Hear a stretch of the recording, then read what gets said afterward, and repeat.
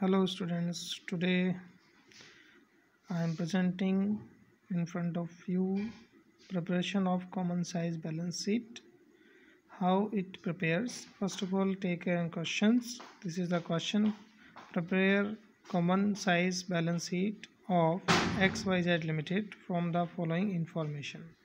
These are the information. We have the information about the balance sheet. As you know, balance sheet have the liabilities and assets. So like the liabilities are there. They are divided into the shareholders fund, non-current liabilities and current liabilities. So these are the three heads.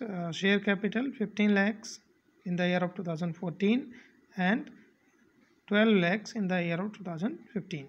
Like the reserves and surplus 5 lakh. Non-current liabilities में long term borrowings हैं 6 lakhs and 5 lakh.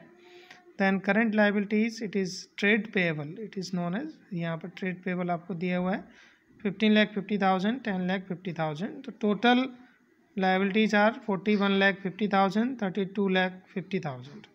Then assets also divided into two categories: non-current assets or current assets. Current assets में fixed assets also divided into tangible or intangible. Tangible में plant and machinery 14 lakh for 2014, 8 lakh for 2015. Intangible में goodwill है आपकी 16 lakhs and 12 lakhs. Non current में investment है, केवल non current investment है 10 lakhs and 10 lakhs. Then आपका current assets है inventories 1,50,000 and 2,50,000. Total of the assets also 41,50,000, 32,50,000. This is the solution common size balance sheet. First of all, you just write a common size balance sheet on the top as on 31st March 2014 and 31st March 2015. Like this is the format. There is a particulars, then absolute amount के बाद आपका percentage of total assets and liabilities जो भी हमारा है. Then there are 5 columns. First column for particulars, second column for year 2014, third column for year 2015 for the amounts. Then percentage के there are 2 columns for the 14 and for the 15. First we take the liabilities and assets as in the question given in the question. Just you write here like the questions like 15 lakh, 12 lakh, 5 lakh, 5 lakh, 6 lakh, 5 lakh, 15 lakh 50,000 and 10 lakh 50,000. So these are the surplus share capital reserves and surplus.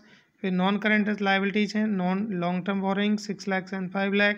Current liabilities हैं trade payables हैं आपके 15 lakh 50,000, 10 lakh 50,000.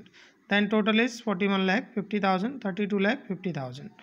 Then there is a amount जिसको हम calculate करना है. First of all you just take 100.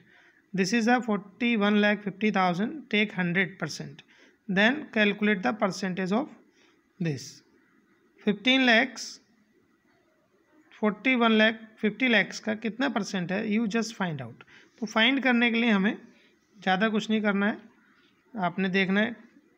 तो यहाँ लिखा है हमने वर्किंग नोट कैलकुलेट करना है. ये आपको क्वेश्चन में सॉल्व करते समय भी एग्जाम में भी दिखाना होना चाहिए, तो आपको ज़्यादा अच्छा होता है. Take total liabilities as 100. तो हमने टोटल लाइबिलिटीज़ 100 ली हैं जो हमने आपको यहाँ प्रेजेंट किया है, यहाँ पर भी और यहाँ पर भी. ये दोनों लाइबिलिटीज़ हमने इसको 100 के रूप में प्रेजेंट किया है. देन हमने क्या करना है, इनको कैलकुलेशन को चेक करना है. कैलकुलेशन हमें कैसे करनी है आप देखेंगे. सबसे पहले हमें क्या है हमारे पास 15 लैक्स आपकी शेयर कैपिटल है और जो टोटल लाइबिलिटीज़ हैं वो है 41 लाख 50,000. तो 15 lakhs right on the top and नीचे आपका जो है डिवाइड में हमने लिखना है 41 lakh 50,000 and multiply by 100. Then we get the 36.4%. तो 36.4% लाइक दिस. इसी टाइप से आपका ये होगा 12 lakh divided by 32 lakh 50,000. Then multiply by 100. Then we get the 36%, 36.4%. 0.93%। तो इसी तरीके से सारी कैलकुलेशन आपकी होनी है। यहाँ पर भी percentage of reserves and surplus हमने किया है 5 lakh upon 41,50,000 into 100, then we get 12.5। Like this 5 lakh upon 32,50,000 into 100, then we get 15.38. And other is no long term borrowing, percentage of long term borrowing 6 lakh upon 41,50,000 into 100, it is 14.46%। 14.46% यहाँ पर है। तो इसी तरीके से 5 लाख अपॉन 32,50,000 into 100, देन 15.38% आपको मिलेगा। Then trade payables हैं आपके 15,50,000 divided by 41,50,000 into 100, then we get the 37.5%. This is the 37.5%. इसी टाइप से then we moves to another, this is the assets. तो assets also write there, non current assets और current assets. non current assets fixed assets हैं, plant and machinery जो हमने question में आपको दिखाई है, plant and machinery and goodwill. Plant and machinery for 14 lakhs for the year of 2014 and 8 lakhs for 2015. Then calculate the percentage. So take the total asset as 100. तो this is the 100, इसको हमने यहाँ पर as a 100% दोनों को दिखाया, show किया है। तो 41,50,000 ये आप इसमें, then 41,50,000, there is a calculation 14 lakhs upon 41,50,000 and into 100, then we get 33.73। तो ये हमारा कैलकुलेशन 33.73। इसी टाइप से 8 lakhs upon 32,50,000 डिवाइडेड बाई 24.62 आपको मिल जाएगा, डिवाइडेड बाई 32,50,000 to 100 करेंगे, then we get the this।